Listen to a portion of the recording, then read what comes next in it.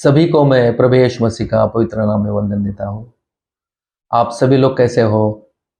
आशा करता हूँ कि आप सभी लोग अच्छे होंगे। आइए आज हम सीनियर क्लास का 13 पाठ आज हम सीखेंगे। उसका नाम है यीशु की सुनवाई भाग 2। आगे जानने से हम पहले प्रार्थना करेंगे। आइए आग बंद करेंगे। प्यारे प्रभु जी, तुझे धन्यवाद करता हूँ, तेरी स्तुति करता हूँ प्रभु जी। आज तेरे चरणों में जो बच्चा लोग बैठा हुआ है प्रभु जी, उनको तेरे हाथ में सौंप देता हूँ प्रभु जी। ये पाठ का सीखने के द्वारा प्रभु जी, तो किस प्रकार हमारे पापों के लिए, अपराधों के लिए तू दंडित हो गया। तू परमेश्वर का पुत्र होते हुए भी, तू पवित्र होते हुए भी हमारे लिए किस प्रकार दंडित हो गया प्रभु जी। ये बात को समझने के लिए तेरे पवित्र आत्मा को प्रभु जी मैं विनती करता हूँ, प्रार्थना करता हूँ। एक एक को समझने के लिए तेरे पवित्र आत्मा एक एक को सहायता करे। मुझे भी तेरे पवित्र आत्मा के द्वारा सिखाने के लिए तेरे हाथ में सौंप देता हूँ। एक एक बातें तेरे हाथ में सौंपते हुए महिमा तुझे देते हुए यीशु मसीह के उद्धारक नाम से मांगते सुनकर कबूल कर पिता, आमीन। अभी मैं इस पाठ का पठन भाग फिर एक बार बोल देता हूँ, आप आपका नोटबुक में लिख लीजिए। मत्ती का सुसमाचार उसका 26 अध्याय का 57 से लेकर 68 तक, मरकुस का सुसमाचार उसका 14 अध्याय का 53 से लेकर 65 तक, लूका का सुसमाचार उसका 22 अध्याय का 66 से लेकर 71 तक, और यूहन्ना का सुसमाचार उसका 18 अध्याय का 12 से लेकर 24 तक।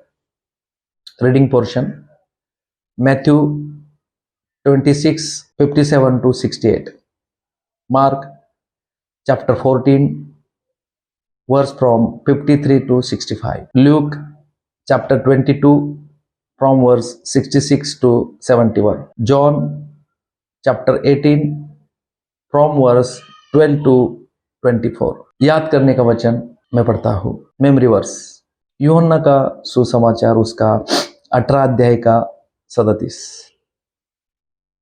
पिलातुस उससे कहा, तो क्या तू राजा है? यीशु ने उत्तर दिया, तू कहता है कि मैं राजा हूँ। मैंने इसलिए जन्म लिया और इसलिए संसार में आया हूँ कि सत्य की गवाही दूं। जो कोई सत्य का है वह मेरा शब्द सुनता है। Gospel of John chapter 18 verse 37। Pilate therefore said unto him, Art thou a king then? Jesus answered, Thou sayest that I am a king. To this end was I born, and for this cause came I into the world, that I should bear witness unto the truth. Everyone that is of the truth heareth my voice. इस पाठ का उद्देश्य जो है, ये हम सीखना है कि प्रभु यीशु मसीह जो परमेश्वर का पुत्र था, निर्दोष था, पवित्र था, वो हमारे लिए किस प्रकार क्रूस पर दंडित हो गया, कैसा वो हमारे लिए सारे पाप का सजा उठाया, उस बात को हम समझना है। पिछले पाठ भाग 1 में हमने सीखा था कि यीशु मसीह को जब वो गत्समनी का बगीचा का प्रार्थना समाप्त किया, तब उसको सिपाही लोगों ने पकड़कर हन्ना के पास लेके आए। हन्ना उस समय महायाजक, उसने यीशु मसीह का सुनवाई किया। मतलब जब तक यहूदियों का महासभा यानी सैनहेड्रिन इकट्ठा नहीं हुआ था, तब तक हन्ना ने सुनवाई किया। तो हन्ना ने जो सवाल पूछा कि उसका चेलों के बारे में और उसके उपदेशों के बारे में पूछा, तब चेलों के बारे में यीशु ने कुछ नहीं कहा था, लेकिन उसके उपदेश के विषय में कहा कि मैंने सबके सामने मंदिरों में, आराधनालयों में जो मैंने सिखाया है, लोगों ने सुना हुआ है, और जिन लोगों ने सुना है उन लोगों को पूछना। जो प्यादों में से एक था, उसने ये यीशु का जवाब सुनकर उसको थप्पड़ मारा। तब यीशु ने जवाब दिया कि मैंने अच्छा कहा, बुरा कहा तो बुराई की गवाही दे, लेकिन अगर मैं अच्छा कहा तो क्यों मुझे मारता है? तो इस प्रकार यीशु मसीह को वहां पे सुनवाई करने के बाद हन्ना ने उसका जो दूसरा महायाजक काइफा, उसके पास भेज दिया। ये काइफा जो है वहां पे सुनवाई ले रहा था। वहां पे यहूदियों का महासभा इकट्ठे हुआ था। प्रधान याजक लोग, महायाजक और पुरनियों लोग, शास्त्री लोग, ऐसा यहूदियों का महासभा वहां पे इकट्ठा हुआ था। तो वहां पे वो लोग यीशु का न्याय करने के लिए, उसके ऊपर मृत्यु का दंड लाने के लिए उन्होंने कई प्रकार का वहां पे झूठे गवाहों को इकट्ठा किया था। लेकिन उन सारे झूठे गवाही जो है वो एक से नहीं थी। उसके बाद और भी कई लोगों ने यीशु का विषय में गवाही दिया। तब महायाजक काइफा ने यीशु से पूछा कि ये लोग तेरे बारे में कई प्रकार का गवाही दे रहा है, तो कुछ क्यों नहीं बोल रहा है? तब भी यीशु मसीह चुप रहा। महायाजक ने खड़ा होकर पूछा कि क्या तू परम प्रधान का पुत्र मसीह है? तब यीशु मसीह ने कहा, हाँ मैं हूं।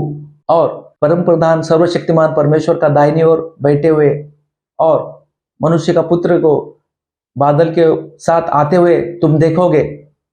ये बात सुनकर वो महायाजक कैफा ने अपने वस्त्र फाड़े। ये महायाजक के वस्त्र जो है वो एक स्पेशल वस्त्र थे, अलग प्रकार से बनाए हुए वस्त्र थे, और वचन के अनुसार उसको फाड़ना नहीं था, लेकिन उसने फाड़ दिया और कहा, क्या आप सब लोगों ने सुना नहीं कि इसने परमेश्वर की निंदा की? मतलब उस समय यीशु मसीह ने अपने आप को परमेश्वर का पुत्र मसीह कहा, मान लिया। वो बात उनके हिसाब से निंदा थी, परमेश्वर का गलत कहा। तो इस प्रकार उन्होंने कहा कि आपकी क्या राय है?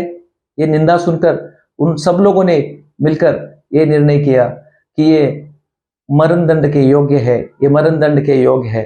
तो इस प्रकार सब लोग उस समय ये फैसला किया कि अब यीशु को हम मृत्यु दंड देंगे। लेकिन उस समय वो जो उधर राज्य करने वाला रोमन सरकार था, उधर रोमन चक्रवर्ती का राज्य था, उसके अंदर में वो लोग रहते थे। और उसके अंदर में वहां पे पोंटियस पिलातुस बोल के वहां पे हाकिम था, गवर्नर था। वो उनके ऊपर काम करता था, उनके ऊपर अधिकार करता था। तो उसको अधिकार था कि किसी को मृत्यु दंड देना है तो वो दे सकता था। तो इसलिए वो लोग यीशु को पिलातुस के पास इस प्रकार लेके गया। उन्होंने यीशु को पिलातुस के पास लेके जाकर उसके ऊपर 4 आरोप लगाए। ये 4 आरोप हम लूका का सुसमाचार उसका 23 अध्याय का पहले वचन से लेकर 7 वचन तक हम पढ़ सकते हैं। मैं एक वचन पढ़ता हूं, 23 अध्याय का 1 और 2 वचन। तब सारी महासभा उठकर उसे पिलातुस के पास ले गई। वे यह कहकर उस पर दोष लगाने लगे, हमने इसे लोगों को बहकाते और कैसर को कर देने से मना करते और अपने आप को मसीह राजा कहते हुए सुना है। यहां पर हम देखते हैं कि यहूदियों ने यीशु के ऊपर 4 आरोप लगाए। 4 आरोप पॉलिटिकल आरोप है, एक राजकीय आरोप है। वो व्यवस्था के अनुसार का नहीं था, क्योंकि महायाजक के सामने, उनका महासभा के सामने यीशु का जो पहला न्याय हुआ था वो धर्म के अनुसार या व्यवस्था के अनुसार का न्याय था। लेकिन अभी यहां पर हम देखते हैं पिलातुस के सामने एक पॉलिटिकल या एक राजकीय यहाँ पे न्याय होने जा रहा था। इस प्रकार यहूदी ने जो 4 आरोप वहां पे लगाए वो कौन से है, मैं पहला पढ़ता हूं। यीशु ने कैसर को कर देने का विरोध किया। यीशु ने दावा किया कि वह मसीह राजा है। यीशु लोगों को बहकाता है, यीशु लोगों को भड़काता है। इस प्रकार यहूदी लोग यीशु पर आरोप करते समय पिलातुस ने यीशु से पूछा, क्या तू यहूदियों का राजा है? तब यीशु ने जवाब दिया, आप ही कह रहा है। तब पिलातुस प्रधान याजकों और लोगों के पास आकर कहा, मैं इस मनुष्य के अंदर मुझे कुछ दोष दिखाई नहीं देता। फिर भी वे लोग यीशु को सजा देने के लिए पिलातुस को कह रहे थे। यहां पर हम देखते हैं कि यीशु मसीह गलील का रहने वाला था और वो गलील में और यहूदिया में वो कई प्रकार का उपदेश प्रचार कर रहा था। और वे बात यहूदियों ने पिलातुस से कहा। तब पिलातुस कहा कि अगर ये हेरोदेस का जुरिडिक्शन में, उसका अधिकार क्षेत्र में है, तो मैं उसको हेरोदेस राजा के पास में भेज देता हूं, वो उसका न्याय करेगा, वो उसको दंड देगा। तो इस प्रकार पिलातुस उसको राजा हेरोदेस के पास भेज दिया, क्योंकि उस समय गलील में, यरूशलेम में हेरोदेस राजा होकर राज्य कर रहा था। इस हेरोदेस के विषय में हम जानते हैं कि बपतिस्मा करने वाला यूहन्ना का ये वध किया था, उसका गला काटा था। ये बुरा व्यक्ति था, ये गलत काम करना व्यक्ति था। और इसके विषय में हम पढ़ते हैं कि यीशु मसीह उसको कहा कि उस लोमड़ी को कहो कि मैं यहाँ पे आज और कल मैं लोगों को चंगा करता हूं और मैं दुष्ट आत्माओं को निकालता हूं। तो इस प्रकार ये राजा हेरोदेस, उसके सामने पिलातुस ने उसको न्याय करने के लिए भेज दिया। यीशु को राजा हेरोदेस के पास न्याय करने के लिए क्या आए, ये बात हम लूका का सुसमाचार उसका 23 अध्याय का 8 से 11 तक हम पढ़ते हैं। जब यीशु को हेरोदेस राजा के पास लेकर आए, तब यीशु को देखकर हेरोदेस राजा बहुत प्रसन्न हुआ, क्योंकि उसने यीशु के विषय में बहुत कुछ सुना था और उससे चिन्ह देखने के लिए आशा वो मन में रखता था। इसलिए जब उसने यीशु को देखा तो उसने बहुत सारे सवाल यीशु मसीह को पूछे, बहुत सारी बातें यीशु से उसने पूछा, लेकिन उसने कुछ भी उसका जवाब नहीं दिया। वो चुपचाप रहा, क्योंकि वो अपने आप को बचाना नहीं चाहता था। He did not try to defend himself, क्योंकि वो मरने के लिए आया था, इसलिए वो चुपचाप रहा। लेकिन राजा हेरोदेस को इस प्रकार यीशु में उसको दोष लगाने के लिए, उसको दंड देने के लिए उसको कुछ भी अपराध दिखाई नहीं दिया, कुछ भी दोष दिखाई नहीं दिया। इसलिए राजा हेरोदेस ने सिपाहियों के साथ यीशु को अपमान किया और उसको ठट्ठा में उड़ा दिया और उसको भड़कीले वस्त्र पहनाकर उसको फिर वापस उसको पिलातुस के पास भेज दिया, क्योंकि हेरोदेस को उसको दंड देने के लिए कुछ भी उसमें दोष दिखाई नहीं दिया। इसलिए फिर से वो उसको पिलातुस के पास लौटा दिया। इस प्रकार यीशु में कुछ दोष अपराध ना पाने के कारण हेरोदेस ने यीशु को फिर से दूसरी बार पिलातुस के पास भेज दिया। तो यह बात हम यूहन्ना का सुसमाचार उसका 18 अध्याय का 28 से 40 में हम पढ़ते हैं। यीशु का विषय में पिलातुस को कुछ भी दोष या उसको दंड, मृत्यु दंड देने जैसा कुछ भी बात उसमें दिखाई नहीं दिया था, इसलिए वो उसको छोड़ देना चाहता था।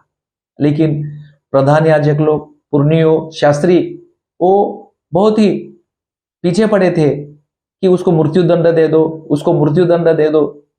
तो इस प्रकार यीशु की सुनवाई करने के लिए तीसरी बार पिलातुस न्याय के आसन पर बैठ गया। तो हमने देखा कि यहूदियों ने यीशु के ऊपर 4 आरोप किए थे। उसमें का पहला था कि यीशु कैसर को कर देने के लिए विरोध करता है, और दूसरा यह था कि यीशु अपने आप को मसीह और राजा कहलाता है। तो इस बात को पुष्टि करने के लिए, इस बात को कंफर्म करने के लिए पिलातुस ने यीशु को बुलाया और उससे पूछा, क्या तू यहूदियों का राजा है? यीशु मसीह ने जवाब दिया, तू कहता है कि मैं राजा हूं, लेकिन मैं इसलिए जन्म लिया और इसलिए संसार में आया कि मैं सत्य की गवाही दूं, और जो कोई सत्य का है वो मेरा शब्द सुनता है। और यीशु ने यह भी कहा कि मेरा राज्य इस संसार का नहीं। अगर मेरा राज्य इस संसार का होता तो मेरे सेवक मुझे तुम्हारे हाथ में सौंप देने के लिए लड़ाई करते और मैं तुम्हारे हाथ में ना सौंपा जाता। मेरा राज्य यहां का नहीं है। तो इस प्रकार यीशु ने ये जो बात कहा वो ठीक ही कहा, सत्य ही कहा। वो पहला आमद में वो आत्मिक राज्य स्थापित करने के लिए आया था, वो अक्षरिक राज्य स्थापित करने के लिए नहीं आया था। इसलिए वो कहा कि मेरा राज्य इस संसार का नहीं, आत्मिक राज्य स्वर्ग का राज्य वो हमारे हृदयों में स्थापित करने के लिए आया था। तो इस प्रकार पिलातुस यीशु का बातों से समझ गया कि ये यहूदी लोग यीशु से दाह करने के कारण उसको जलन से क्या किया है कि उसको पिलातुस के हाथ में सौंप दिया और उसको मृत्युदंड देने के लिए वो मांग कर रहे हैं, जबकि वो निर्दोष है, निरपराध है। तो इस प्रकार पिलातुस उसको बचाने के लिए कोशिश किया। उसी समय पिलातुस के पत्नी का दूतों के द्वारा ऐसा कहलावा आया कि तुम उस धर्मी यीशु का विषय में उसमें हाथ नहीं डालना। मैंने स्वप्न में उस विषय में बहुत दुख उठाया है। तो यह सुनकर पिलातुस उसको बचाने के लिए कोशिश करने लगा। तब पिलातुस समझ गया कि ये लोग दाह के कारण, जलन के कारण यीशु मसीह को वो मृत्युदंड देना चाहता है। वास्तव में वो निर्दोष है। इसलिए पिलातुस ने लोगों को शांत करने के लिए, लोगों को थोड़ा तृप्त करने के लिए यीशु को दूसरी सजा सुना दी। उसको कोड़े लगवाए, उसके सिर पर सिपाहियों ने कांटों का मुकुट गूंथ कर रखा, सरकंडे से उसके सिर पर मारा, उसके चेहरे में थूके, उसको मुंह में थप्पड़ से मारा, उसको ठट्टा किया, अपमान किया, उपहास से कहा कि ये यहूदी के राजा तुझे प्रणाम। इस प्रकार यीशु को मृत्युदंड से बचाने के लिए पिलातुस ने यीशु को दूसरी सजा देकर उसको बचाने का कोशिश किया। यहूदियों के डर से पिलातुस चौथी बार न्याय के आसन पर बैठ गया। तब उसने यीशु से कहा, क्या तू नहीं जानता कि तुझे क्रूस पर चढ़ाने का अधिकार मुझे है और रिहा करने का भी अधिकार मुझे है? तब यीशु ने पिलातुस से जवाब दिया, अगर तुझे ऊपर से अधिकार दिया नहीं होता तो तेरा अधिकार मेरे ऊपर नहीं चलता, लेकिन जिन्होंने मुझे तेरे हाथ में सौंपा है उनका पाप अधिक है। तो इस प्रकार यीशु मसीह को बचाने के लिए वो कोशिश किया, लेकिन यीशु चुपचाप रहा। उसको छुड़ाने के लिए वो कुछ भी नहीं कहा, क्योंकि वो मरने के लिए आया था। अपने आप को इस प्रकार पिता की इच्छा के अनुसार सौंप देने के लिए आया था। फिर पिलातुस ने यहूदियों से कहा कि तुम्हारी रीति के अनुसार फसह में एक व्यक्ति को छोड़ा जाता है। मतलब पिलातुस यीशु मसीह को छोड़ देने के लिए ये इसलिए बात कर रहा था क्योंकि उस समय वो यहूदी लोगों का ऐसा रीति था, लेकिन यहूदियों ने इस बात को इनकार कर दिया। फिर पिलातुस ने पूछा, इधर दो व्यक्ति है, एक बरअब्बा और दूसरा यीशु, दोनों से मैं किसको छोड़ दूं? उसको लगा कि ये बरअब्बा तो डाकू है, ये हत्यारा है, इसके ऊपर बलवा करने का अपराध है, इसका साबुत हुआ है, लोग इसको इनकार करेंगे। लेकिन लोगों ने कहा कि बरअब्बा को छोड़ दो, बरअब्बा को रिहा कर दो और यीशु को क्रूस पर चढ़ाओ, यीशु को क्रूस पर चढ़ाओ। तो पिलातुस ने देखा कि ये लोग शांत नहीं हो रहे हैं, ये सुन नहीं रहे हैं। तो पिलातुस ने कहा कि देखो ये तुम्हारा राजा, क्या इसको मैं छोड़ दूं क्या?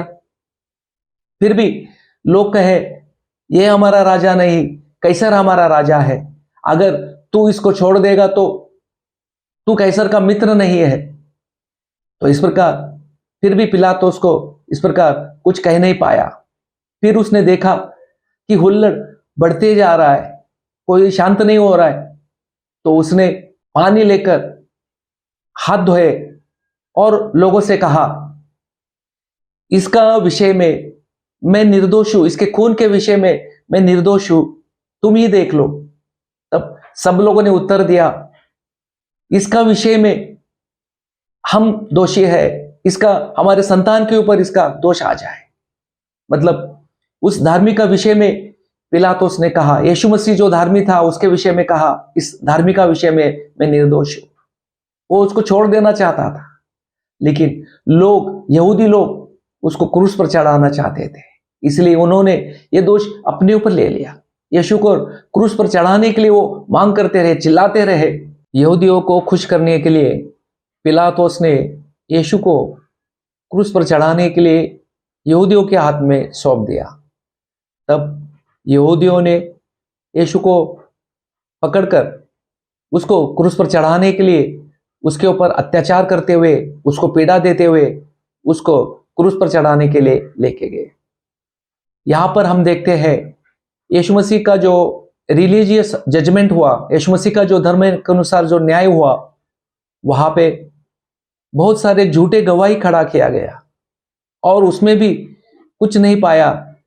फिर भी उसके ऊपर कुछ भी दोष ना होते हुए भी उसको मृत्युदंड का सजा देने का निर्णय ले लिया।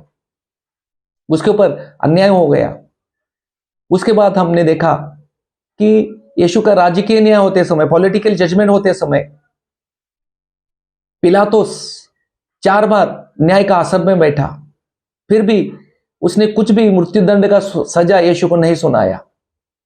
तो इस प्रकार यीशु में कुछ भी पाप नहीं था, लेकिन वो हमारे पापों के लिए, हमको बचाने के लिए वो चुपचाप रहा, अपने आप को क्रूस पर मरने के लिए दे दिया। उसके ऊपर अन्याय हो गया। यशायाह 53 अध्याय का पहले वचन से 12 वचन तक आप पढ़ना, उसमें पूरा यीशु मसीह का जो क्रूस का दुख सहन है, उसके ऊपर जो अन्याय हुआ, उसने जो अपराध जो अपने ऊपर उठाए, हमारे अपराध, हमारे पाप उसने अपने उसके ऊपर उठाए, उस विषय में स्पष्ट रीति से लिखा हुआ है। यह यशायाह का किताब एक भविष्यवाणी का किताब यीशु मसीह का आने से पहले 600-700 साल पहले लिखा हुआ था। एक भविष्यवाणी के तौर पे उसमें ये 53 अध्याय यीशु मसीह का उस दुख सहन के विषय में, उसका हमारे पापों को उठाने के विषय में लिखा हुआ है। तो यीशु मसीह को इस प्रकार न्याय नहीं मिला।